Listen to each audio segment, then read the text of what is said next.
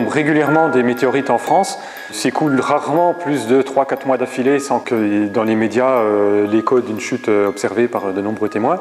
On a un phénomène lumineux suffisamment important pour qu'on pense qu'il y a une chute au sol, mais qu'on retrouve en fait très rarement puisque simplement il est très difficile de localiser le point de chute. Donc il est particulièrement utile d'avoir un système qui permette de calculer avec une relativement bonne précision le point de chute. Il a été financé un vaste réseau de caméras de surveillance.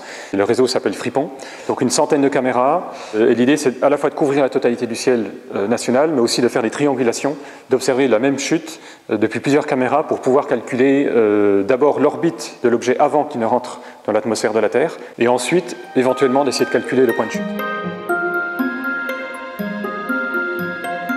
Donc voici une des 4 caméras Fripon qui sont installées en Franche-Comté. Donc il y en a une ici à sur le toit de l'observatoire de Besançon.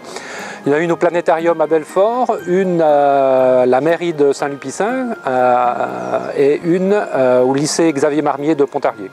Alors c'est des caméras très simples, très basiques, hein. C'est des caméras qu'on appelle all sky, c'est-à-dire qui couvrent l'intégralité du ciel et qui enregistrent en continu des images du ciel. C'est-à-dire que ce qu'on vise, c'est des bolides qui vont traverser l'atmosphère aussi bien de jour que de nuit, c'est-à-dire un bolide extrêmement brillant. On l'a vu avec la météorite de Tcheliabinsk en Russie, en plein jour, ça occulte l'éclat du soleil. On estime statistiquement parlant qu'il devrait y avoir une chasse à la météorite tous les 4 à 5 ans par région.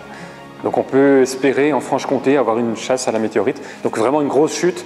Avec calcul du point d'impact, bon, ce sera une ellipse assez longue, genre 1 km de large sur 10 km de long. Il y a des gens qui iront effectivement à la recherche de la météorite.